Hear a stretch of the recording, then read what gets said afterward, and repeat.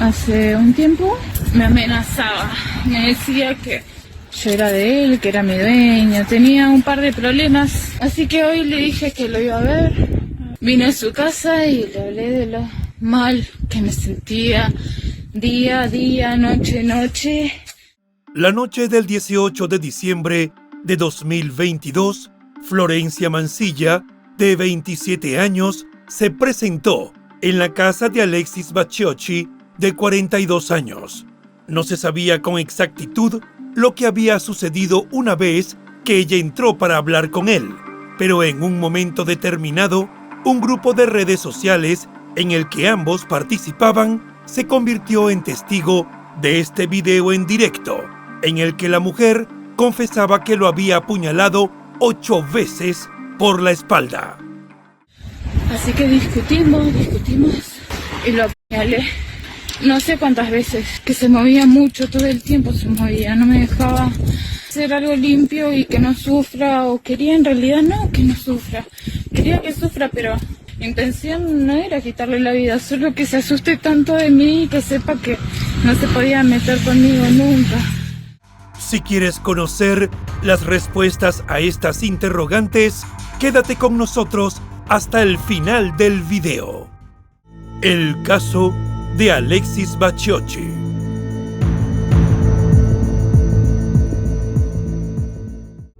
Los criminólogos dicen que no existe el crimen perfecto. Lo que existe es el crimen mal investigado.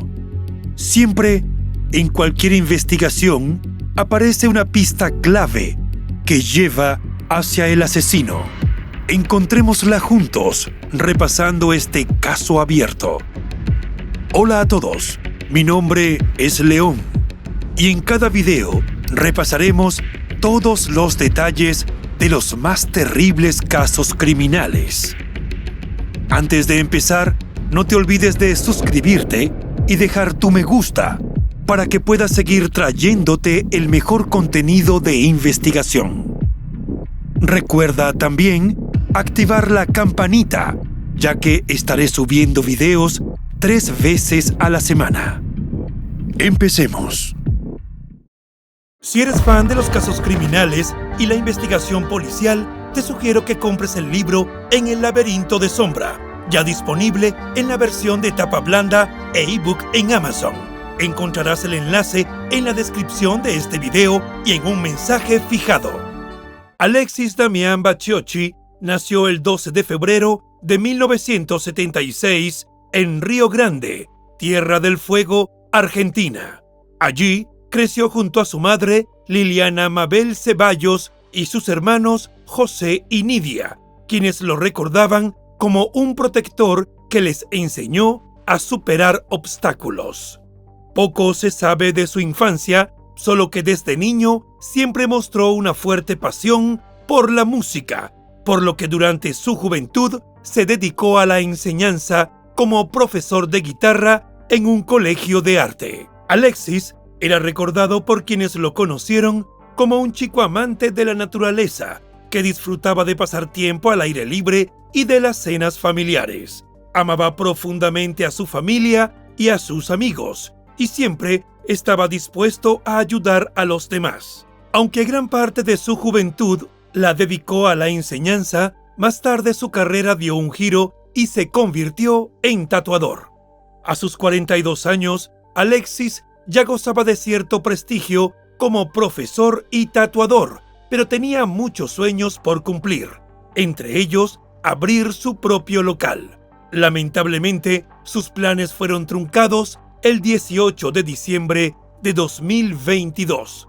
Esa noche, cuando aún continuaban los festejos por el triunfo de Argentina en el Mundial de Fútbol de Qatar, un video comenzó a circular por las redes en el que se podía ver a una mujer con las manos ensangrentadas confesando un crimen. Se trataba de Florencia Eliana Mancilla, de 27 años, quien se filmó a sí misma saliendo de la vivienda en la que dijo haber acabado con la vida de Alexis, alegando que él la acosaba. Aparentemente, tras perpetrar el crimen, Florencia llamó a la policía y mientras esperaba su llegada, grabó el video desde la casa, intentando dar su versión de los hechos. Cuando los oficiales de policía llegaron al domicilio, encontraron una escena horrible. Florencia estaba cubierta de sangre, arrodillada al lado de Alexis, quien tenía todo el pecho ensangrentado como consecuencia de heridas punzocortantes, mientras que el interior de la vivienda estaba totalmente desordenada, con signos de haber sucedido una pelea. Las cámaras de seguridad del sector mostraron a Florencia llegando a la residencia de Alexis esa noche. Tenía una cartera en la que posteriormente se supo que llevaba un objeto filoso de cocina, un destornillador y un martillo que utilizó para cometer el crimen. Las autoridades trasladaron el cuerpo de Alexis a la morgue, levantaron evidencias y arrestaron a Florencia. Aunque se presumía que el caso sería resuelto rápidamente, ya que tenían la confesión de la agresora en video, las cosas se complicaron a medida que avanzó la investigación. La autopsia reveló que Alexis había recibido 8 heridas punzantes en la espalda y que la causa de su deceso fue una insuficiencia respiratoria aguda debido a un neumotórax bilateral de grado 3 y una hemorragia grave. En términos simples, dejó de respirar a causa de las heridas fatales en el pecho y la espalda. Además de las lesiones por apuñalamiento, el informe forense también encontró mordeduras y varios golpes en el cuerpo de la víctima. Se presumía que había sido atacado con un destornillador y un martillo, e incluso se hablaba de un golpe final con una piedra, aunque esto último no fue confirmado. Un dato que resultó particularmente extraño fue que se encontraron piedras en la boca y los pulmones de Alexis, lo que indicaba que tal vez le habían quitado la vida mientras agonizaba. La brutalidad del ataque y la secuencia de eventos dejaron a la comunidad y a los familiares del joven en estado de shock. La pregunta que surgió fue: ¿qué relación tenía Florencia con Alexis y cuáles fueron los motivos que la llevaron a cometer el crimen? Sobre la vida personal de esta mujer no hay muchos detalles disponibles. Lo único que se sabe es que al parecer tenía 2 hijos de padre desconocido y, según algunas reseñas, había sido víctima de abuso sexual durante su infancia.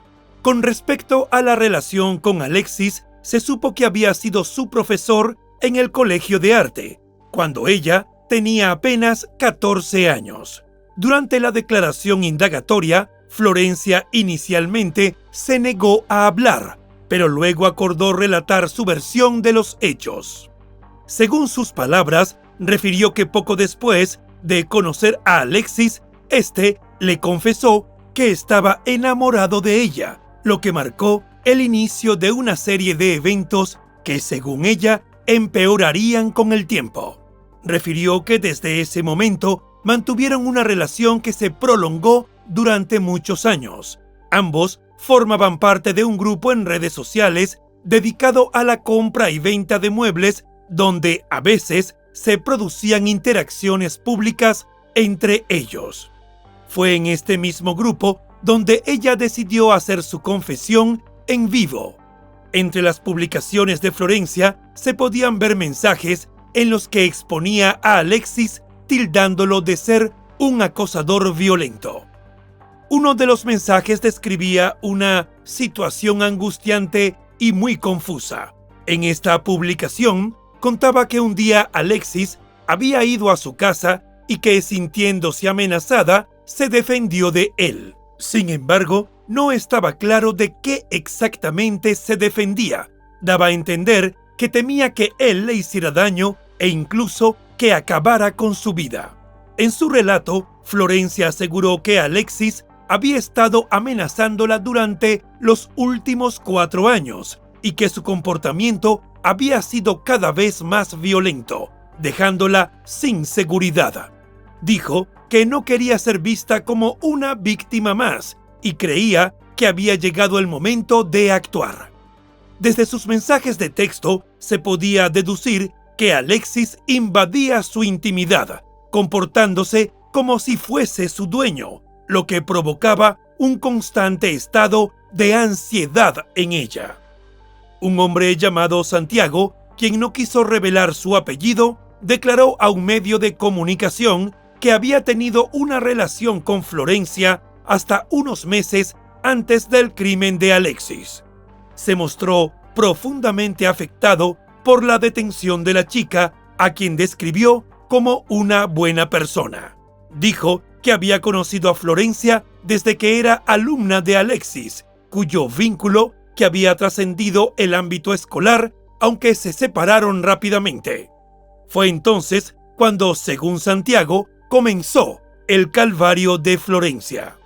A su juicio, Alexis era posesivo y afirmó que el acoso hacia Florencia había durado alrededor de 13 años. Según su relato, Alexis estaba obsesionado con ella, advirtiendo que cada vez que Florencia se mudaba, él la encontraba nuevamente. Además, le enviaba mensajes en los que afirmaba que espiaba a sus hijos. A pesar de que él le había sugerido a Florencia que denunciara a Alexis por todo lo que estaba sucediendo, ella se mostraba reacia, confiando poco en el sistema judicial argentino. Aunque aseguraba que Florencia no era mala persona, reconocía que había estado enferma y que meses antes del trágico suceso había sido medicada y había comenzado un tratamiento de salud mental. El testigo consideraba que Alexis había aprovechado la vulnerabilidad de Florencia exacerbada por su deterioro mental. En las redes sociales de Florencia también había posteos en los cuales hacía referencia al acoso que estaba sufriendo y daba a entender que se sentía desamparada por la justicia. En los chats que publicó se podía leer cómo alguien que supuestamente era Alexis la amenazaba con abusar sexualmente de ella a cambio de drogas. En sus posteos, la mujer decía que estaba agotada de los abusos y había advertido que actuaría para defenderse. En su declaración ante la policía, explicó que el día del crimen había acudido a la casa de Alexis y que durante una discusión le manifestó que el acoso había llegado a su límite y que le haría daño si no desaparecía de su vida. Sin embargo, esta versión chocaba con los hallazgos de la autopsia que indicaban que las heridas de apuñalamiento que recibió Alexis fueron por la espalda, lo que sugería que probablemente fue atacado de manera sorpresiva. La mujer aseguró que pidió ayuda en todos lados y nadie le prestó atención, lo que la hizo llegar al límite hasta cometer este acto, el cual se hubiera evitado si la hubieran ayudado a tiempo. Es relevante destacar que, aunque Florencia no presentó una denuncia formal por acoso que respaldara sus afirmaciones, sí se dirigió a la Secretaría de la Mujer, donde conversó con funcionarios sobre su situación. Sin embargo, según sus propias palabras, solo se le ofreció acceso a un programa alimentario. Durante el proceso, se tomaron declaraciones testimoniales de integrantes de grupos sociales en favor de los derechos de las mujeres, quienes revelaron que Florencia había buscado ayuda respecto a su situación con Alexis, incluso presentándose en la Secretaría de Género del municipio local. Las autoridades dispusieron un peritaje sobre el teléfono celular tanto de Alexis como de la mujer para verificar los antecedentes de llamados y mensajes que denunciaba la autora del crimen. Hasta ese momento, la única versión de los hechos era la de Florencia, pero todo cambió cuando la familia de Alexis comenzó a hablar. El hermano de Alexis, José, testificó que 12 días antes del crimen había recibido mensajes y audios de Florencia en los cuales al principio ella le había contado que estaba siendo acosada por el chico. Sin embargo, después los tonos de los mensajes cambiaron y fue ella quien comenzó a enviar amenazas, afirmando que sabía dónde vivía él y su familia. Aunque José había considerado denunciarla, su miedo a que ella pudiera hacerle daño a su hermano lo llevó a no hacerlo. En un posteo en sus redes sociales, José mencionó que había escuchado que Florencia supuestamente había reseteado su celular antes del crimen y que Alexis tenía su teléfono bloqueado con contraseña, lo que impedía a las autoridades recuperar mensajes cruciales entre ellos. Según José, los mensajes que Florencia había publicado en las redes sociales no eran más que capturas de pantalla, mientras que otros que podrían perjudicarla habían sido eliminados. Además, sostuvo que la mujer había sido violenta con Alexis en el pasado. Según su testimonio, en una ocasión, cuando su hermano no le abrió la puerta, ella entró a golpes y causó destrozos en su casa. Para él, el objetivo de Florencia era destruir la reputación de Alexis, porque era una psicópata y narcisista que estaba engañando a la comunidad. La madre de Alexis también dio su testimonio desmintiendo las acusaciones realizadas por Florencia, sosteniendo que la relación entre ellos se había iniciado en 2018, cuando ella ya era mayor de edad. Por otro lado, los familiares y conocidos de Florencia ofrecieron su propia perspectiva, confirmando que había habido un contacto continuo entre ella y Alexis durante 13 años, a pesar de que no conocían los pormenores de su relación. Sabían que había una conexión, y eso era suficiente para alimentar sus creencias sobre el vínculo que ambos habían compartido. Aunque Florencia sostenía que el crimen había sido un acto de defensa propia tras años de acoso, la familia de Alexis sostenía que ella lo chantajeaba por dinero y viajes. En cuanto al aspecto económico, la familia aseguraba tener pruebas que validaban sus afirmaciones sobre el chantaje. Asimismo, surgieron dudas sobre el relato de la chica respecto al acoso. El expediente del caso incluía las voces de la familia de Alexis que exigía justicia y tenían evidencia que contradecía la versión de Florencia. En un chat de menos de un mes antes del trágico suceso, ella le había escrito a Alexis preguntándole si tenía planes para esa noche, y su conversación revelaba una interacción amistosa, resaltando que había una relación más cercana entre ellos de lo que Florencia dejaba entrever. La familia de Alexis utilizaba este chat como prueba de que no existía una relación violenta entre ellos. En sus mensajes, ella lo invitaba a subir a su casa y le decía que estaba lista, muestras que contradecían su versión de que estaba siendo acosada. Su conexión parecía más bien de camaradería y afecto, lo que complicaba aún más la narrativa de abuso. En uno de los chats, incluso, Alexis le había preguntado cuál era la dirección de su casa para poder llegar, y ella le dio indicaciones detalladas. Este intercambio parecía contradecir la afirmación de que el hombre la había acosado y buscado sin cesar durante años, lo que generaba la sospecha de que podría haber un plan subyacente para construir una narrativa de acoso que justificara el crimen. La madre de Alexis afirmó además que existían 3 denuncias que su hijo había presentado en contra de Florencia, lo que podría respaldar la versión en la que se afirmaba que había habido un conflicto más serio.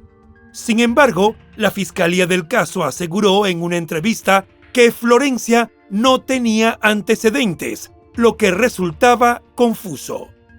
Pese a que la autora confesa ya estaba detenida y la policía tenía las evidencias en su contra, entre ellas las armas homicidas, las huellas digitales esparcidas en la escena y la sangre de la víctima en sus manos y ropa, Florencia recuperó su libertad apenas unos días después.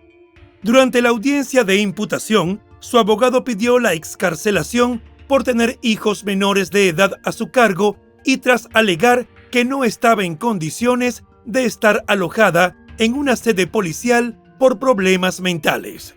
Debido a esto, se instó al juzgado de familia para que evaluara la situación de la mujer en el marco de la Ley de Salud Mental.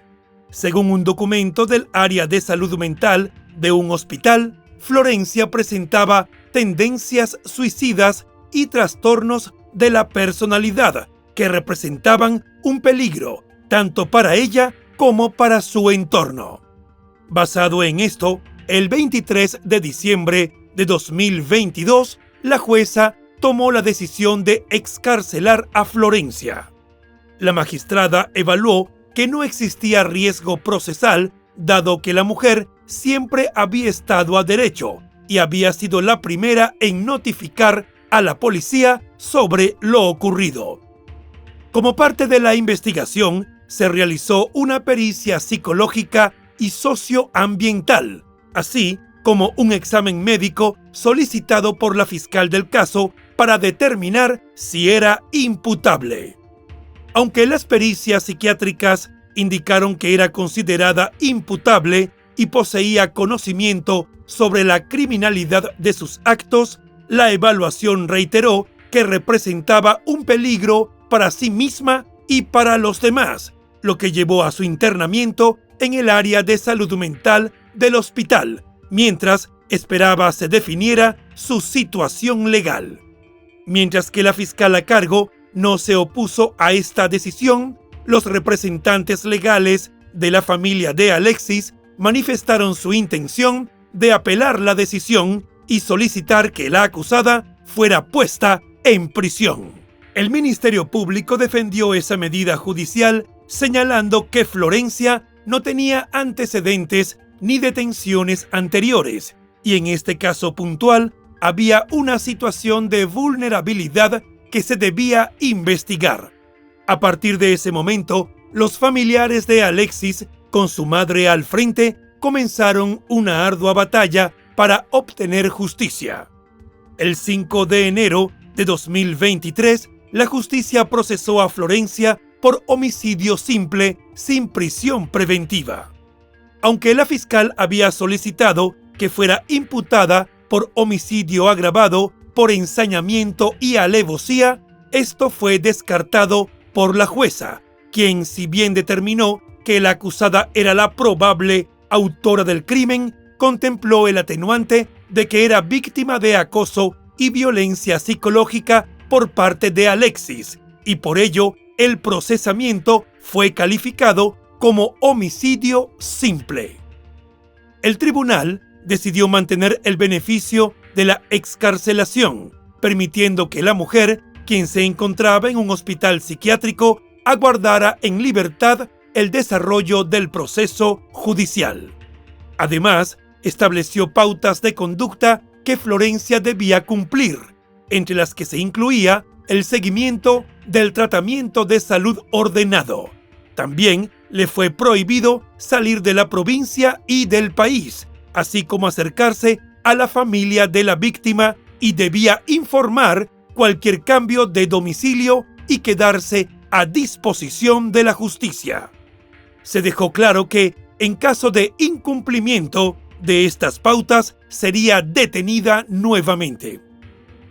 Además, el fallo de la jueza incluyó un embargo preventivo sobre los bienes de Florencia para garantizar su responsabilidad ante posibles consecuencias penales o civiles. La madre y hermanos de Alexis, en compañía de familiares y amigos, realizaron una protesta para reclamar a la justicia la reclasificación del caso. Indicaron que no estaban conformes con la tarea de la fiscal, sobre todo al consentir que la acusada fuera beneficiada con la excarcelación. Los abogados querellantes solicitaron ante la Sala Penal de la Cámara de Apelaciones un cambio en la calificación del caso, de homicidio simple a homicidio agravado, alegando que Florencia había atacado a Alexis por la espalda sin que él tuviera la oportunidad de defenderse. Destacaron que durante el incidente ocurrido dentro de la vivienda, la mujer lo hirió con un objeto filoso de cocina, luego utilizó un destornillador y golpeó su cabeza con un martillo, provocándole un edema. A pesar del brutal ataque, Alexis fue capaz de arrastrarse fuera de la casa agonizando. Entonces fue cuando Florencia tomó el teléfono y llamó a la policía, a un familiar y a un amigo mientras se burlaba de la situación. Posteriormente, grabó un video y llamó nuevamente a la policía mientras él seguía agonizando. En la grabación se podía escuchar su balbuceo. También llamó a su madre en medio de la grabación, donde se escuchaban insultos, escupitajos y descalificaciones hacia Alexis. Sin embargo, a pesar de los argumentos de los abogados de la familia Bacciochi, la Sala Penal de la Cámara de Apelaciones desestimó la apelación presentada, así como la apelación de la defensa de Florencia, que argumentó emoción violenta, cuestión desestimada porque nunca fue planteada a la jueza de primera instancia. El tribunal reiteró que se debía mantener la figura del homicidio simple y que el agravante podría discutirse en un eventual juicio oral. El 12 de abril de 2023, la jueza de instrucción autorizó la derivación de Florencia para que continuara su tratamiento psiquiátrico en Buenos Aires. Esta decisión se tomó tras una solicitud formulada por su defensa, mientras la causa se preparaba para ser elevada a juicio oral. Tras darse a conocer la decisión judicial de autorizar el traslado de Florencia, la madre de Alexis expresó su profunda angustia e indignación, advirtiendo que las autoridades estaban vulnerando los derechos de su hijo como víctima al concederle tantos privilegios a la autora del crimen, a quien calificó de ser una mujer manipuladora, mentirosa y psicópata. En septiembre de 2023, los representantes legales de la familia de Alexis cuestionaron el informe pericial relacionado con la mecánica del crimen, argumentando que no se debía considerar un homicidio simple, sino que debía ser calificado como homicidio agravado por ensañamiento y alevosía, dado que entendían que se trató de un acto premeditado. En el caso de homicidio simple, conllevaba una pena de entre 8 y 25 años, pero la Fiscalía había optado por elevar la acusación a homicidio calificado, considerando la relación de pareja entre los implicados y los métodos de violencia utilizados en el ataque. Este nuevo enfoque significaba que, de ser considerada culpable, Florencia podría enfrentar una pena de prisión perpetua. El tribunal accedió a la solicitud de la querella y de la Fiscalía para calificar el crimen de Alexis con el agravante de alevosía y por existir premeditación. La decisión fue una respuesta a los nuevos elementos que habían surgido en el expediente. Así, Florencia fue convocada a una nueva indagatoria para determinar si sería procesada bajo esta nueva calificación. Una vez se conociera la decisión, evaluarían los siguientes pasos a seguir. La ampliación de la indagatoria se llevó a cabo el 19 de octubre de 2023, en la cual Florencia, en una declaración breve, afirmó no recordar nada de lo sucedido, lo que contradecía sus declaraciones iniciales, en las cuales había recordado detalles sobre el ataque. Durante la indagatoria virtual, la mujer comentó que solo recordaba lo que había consumido, lo cual podría interpretarse como un intento de alegar inimputabilidad. Para los abogados querellantes, la inconsistencia en el relato de la acusada generaba desconfianza, considerando su testimonio poco creíble. Recordaron que en su primera declaración, llevada a cabo en diciembre de 2022, Florencia había descrito un forcejeo en la escalera y recordado que apuñaló a Alexis. Afirmó que la mayoría de las puñaladas fueron por la espalda y mencionó las armas utilizadas como un destornillador y un martillo, evidenciando la brutalidad del ataque. Además, los representantes legales de la familia cuestionaron la efectividad del tratamiento de desintoxicación que Florencia había seguido, sugiriendo que podría haber influido en su comportamiento y en su memoria.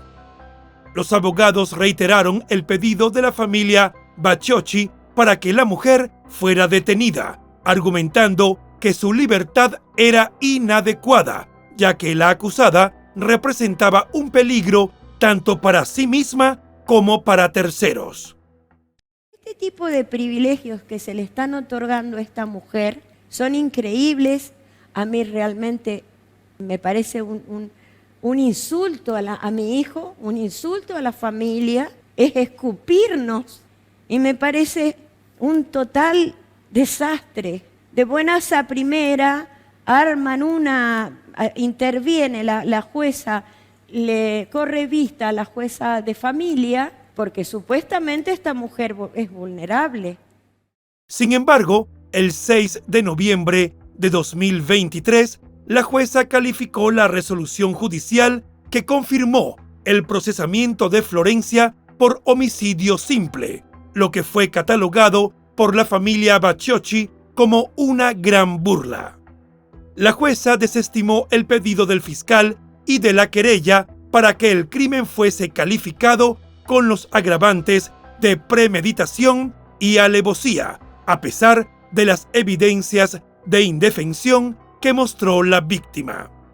Con esta nueva decisión, la familia de Alexis continuó esperando respuestas de la justicia y se preparó para apelar el fallo, buscando que la Cámara de Apelaciones revisara y considerara las calificaciones propuestas por la Fiscalía y la querella. Al respecto, la madre de Alexis declaró que Florencia no era la blanca paloma que todos pensaban y que tenía otra vida, en la cual era considerada como la reina de los boliches, haciendo referencia al nombre que se le da a los locales de diversión nocturna en Argentina.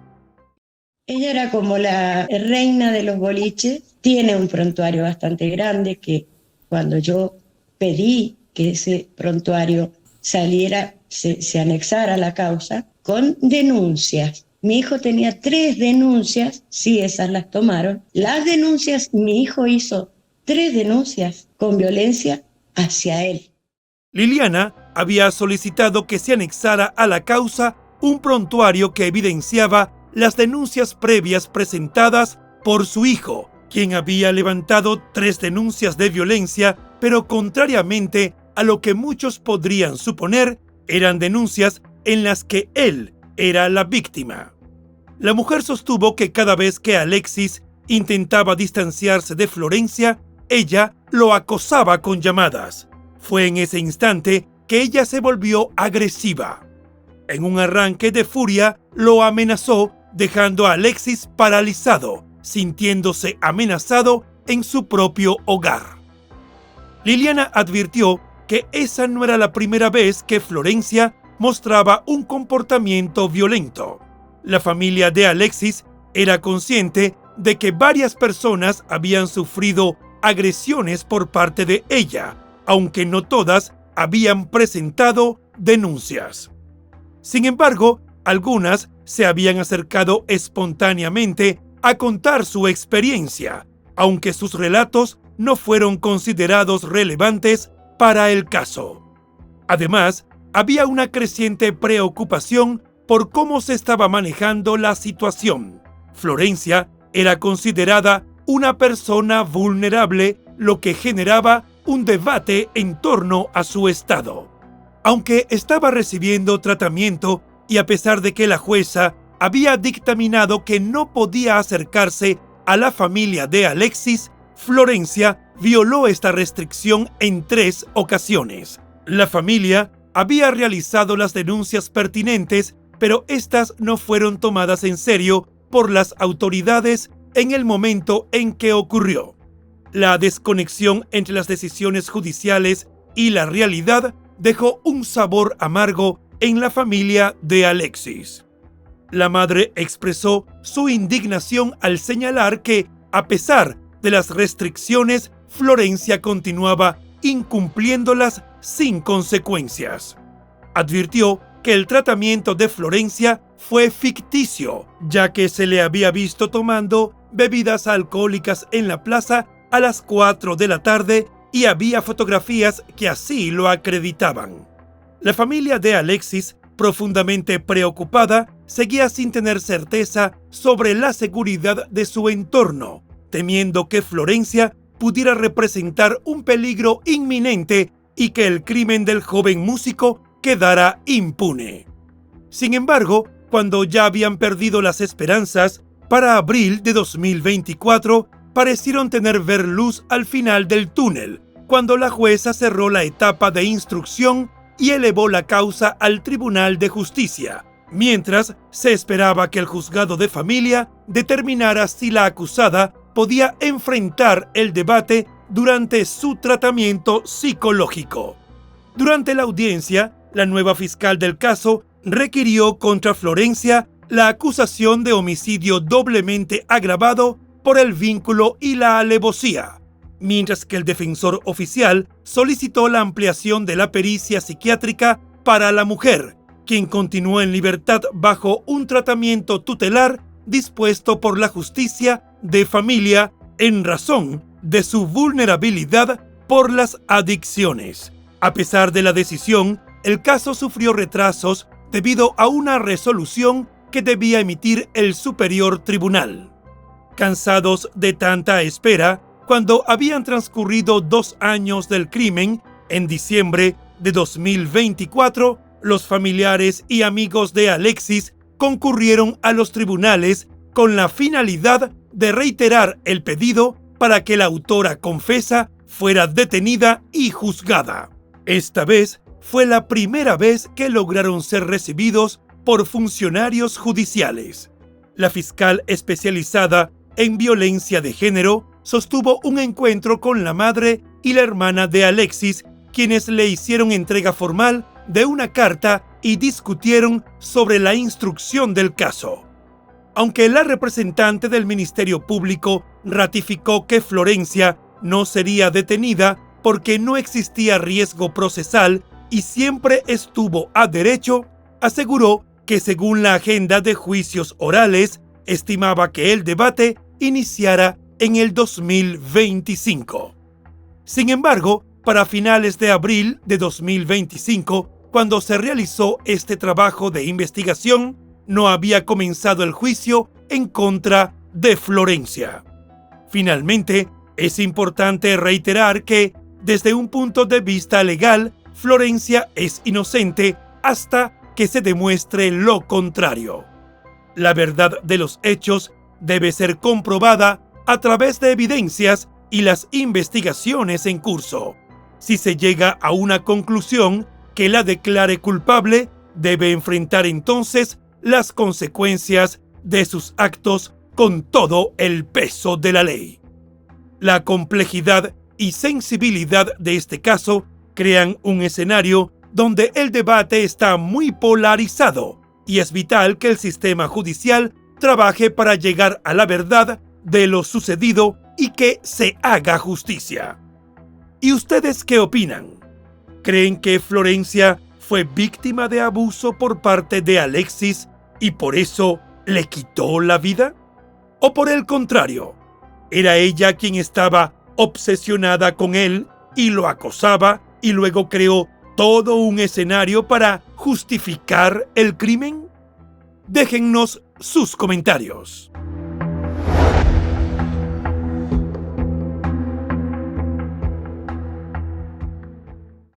Y bueno, hasta aquí el caso de hoy. Como siempre agradezco tu apoyo a mi trabajo. Si te suscribes, das un me gusta y compartes este video, me ayudarás a seguir creando contenido. Hasta pronto.